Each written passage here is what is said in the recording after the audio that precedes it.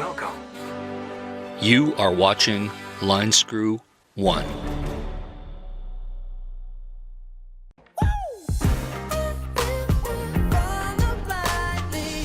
Well, we're back in Sasquatch. Beautiful day here. It's only the second time I've been back since I've been stranded here when COVID started. So let's take you guys on a tour here.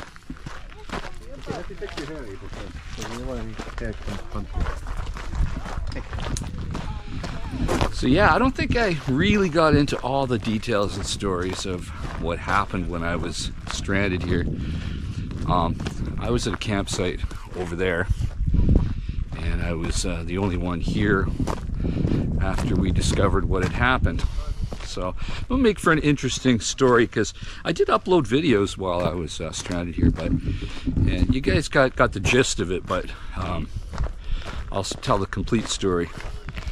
So I get here, I'm not even sure what day it was, it might have been a Saturday, and a lot of rain the night before, like a tremendous amount of rain, one of those atmospheric rivers.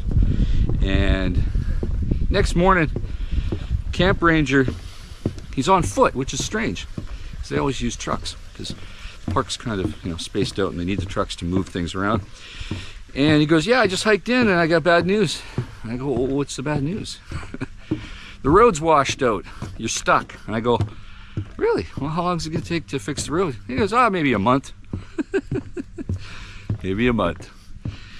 So I'm like, wow, well, I only got so much, fuel and groceries, and it is February, so not a lot of solar to keep the batteries going so I can run the furnace. So search and rescue gets in touch with me.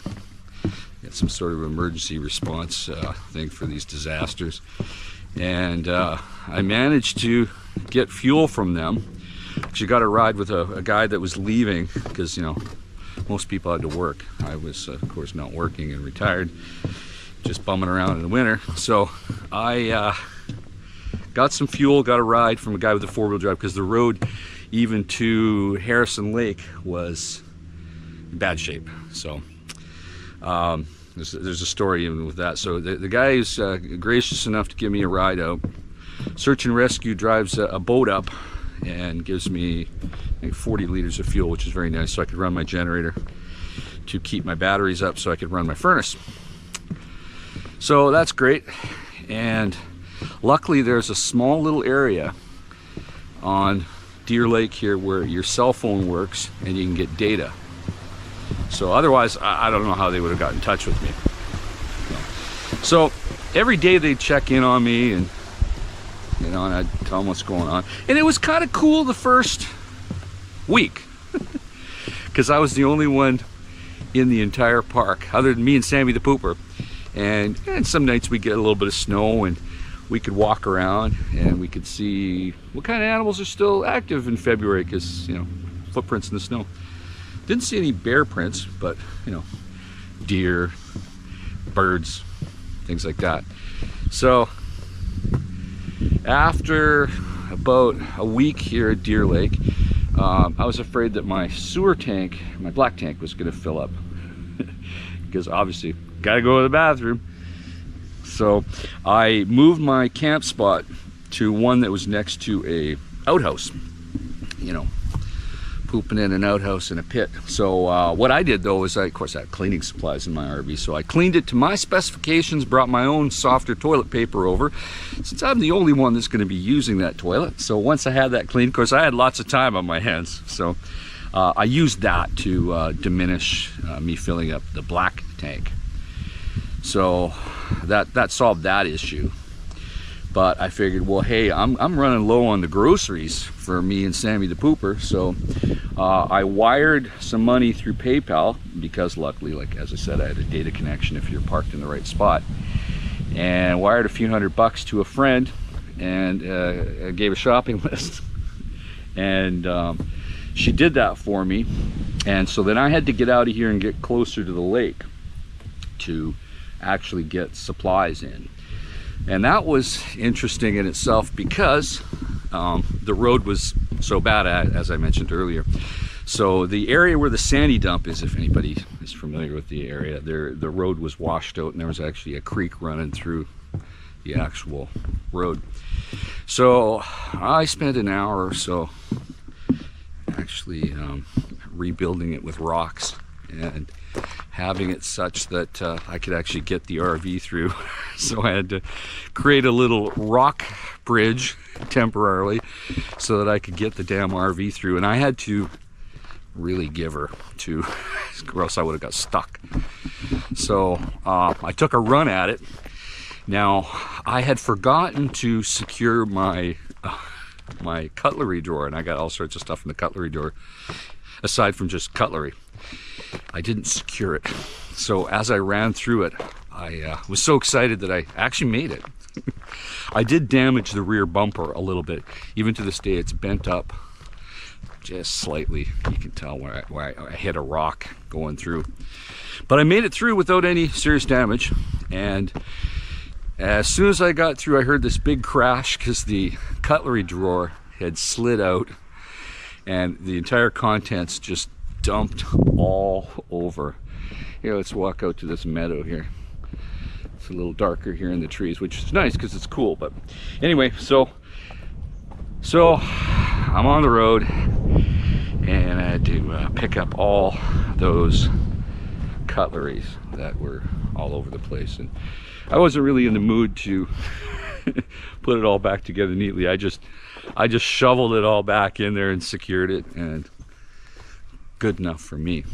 So then I get to where the road is washed out, where they're attempting to build a bridge, and I camped there.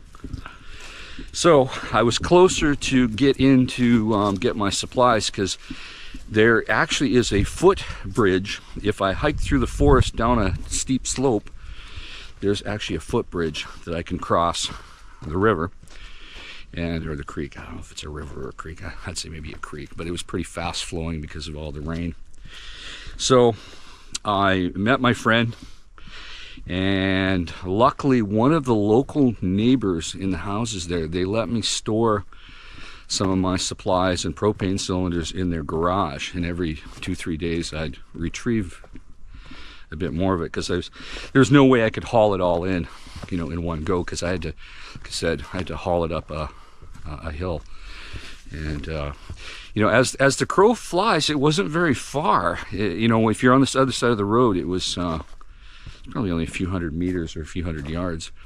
But I had to go the long way around over the footbridge and then climb this hill that got really steep and then get back on the road where my RV was parked.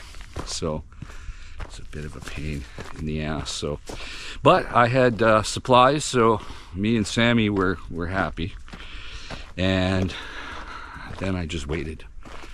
And I waited, and I was expecting it could be 3 or 4 weeks, but luckily the road crew, to their credit, managed to get the bridge usable, not for traffic, but for me, because I was basically looking at it, and I said to the guys, hey, this bridge looks like I could get this motorhome over it right now. I've been stuck here for a few weeks. You think you could move your equipment for just 2 minutes where I could scooch over? And yeah, they did. And out I was after 2 weeks. But it was quite the fiasco.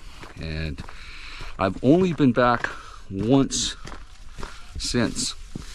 So this is my second time back.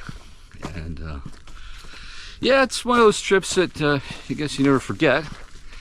But I got a lot of other memories of being here. I don't know if I want to go all the way around the lake, because this path gets a little more sparse as we go. I'll probably be heading into bear country, but no worries, I got the bear spray. Well, maybe we'll head out to the lake here, get a view of Deer Lake from this angle. So anyway, yeah, I remember camping here in the 80s, and it was raining so bad that a creek basically erupted out of nowhere and and flowed right straight through my tent. This was a long time ago, long before I owned an RV. And in the morning, I remember this guy in a motorhome. He had a hot cup of coffee, and he opens his door and he looks out at us and he says to me, he goes, "Looks like you guys had a rough night." So now I'm the guy in the motorhome that when that happens to the tenters, I go, "Boy, looks like you had a rough night." But that's just the way it is. Yeah, I've even camped up here for some YouTubers. I think Health Travelers from Florida. I think, if memory serves me, I think he was up here once with me. And Are We Crazy, who's now RV Crazy, who's now Are We Crazy. He camped up here with me once. Of course, he's in London, England at the moment. So, let's take this pathway here. We can get out to the lake. There's a bunch of boaters out here, kayakers. So, yeah, not much to see in the deep forest here. But, yeah, it's it's a nice place to camp, to get away from the city. And like I said, it's only the second time I've been back over the years, and it's such a nice day. I figured I'll give you guys a tour of the park. There's actually another campground. There's Deer and Hicks, and it's a boat launch. I don't think you can run power boats, or maybe they restrict the size of the motor. But they're small lakes, but you can fish, you can recreate, you can swim in them. But I generally don't swim in some of these lakes. Some of them do have leeches. I'm not sure if this one does, but I know I have camped at lakes 20 miles around here that did have leeches. Okay, let's give you a view of Deer Lake from the beach here up the lake. Looks like a lot of people with their little flotation devices are out here. There we go. Okay, let's turn the camera around. There we go. We got a little inflatable party boat. A bunch of people out there with them. And this is where I started the trek, over on the wharf way over there. Beautiful day.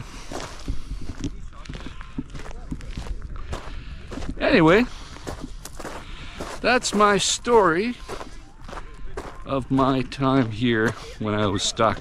And I believe this was right at the February, right as COVID was beginning. So, yeah, the world was slowly changing as I was stuck out here for a few weeks. But, you know, life goes on. It was an inconvenience then, but in the big scheme of problems, it really wasn't much of a problem. And it was overcome. Glad I was here with a motorhome and not a tent. That would have been awful. I would have had to leave. Oh, and the reason I didn't leave my motorhome behind and just evacuate it, because you get people that'll come in on quads, and some of them like to do a little thievery and vandalism. So I didn't want to risk that. So that's why I did not do that, because I could have easily stayed in a hotel or something, waited it out, but I didn't want to do that. So hey, there's the story on my revisiting of my return to Sasquatch Provincial Park here at Deer Lake. So anyway, hope you guys are doing well, and guess this GoPro thing is working out, because got a bunch of comments on that first video I uploaded, and yeah, it seems like it worked out okay. Put your comments down below. Hope you're doing well. Keep your wheels on the ground. I'll talk to you soon. Over and out.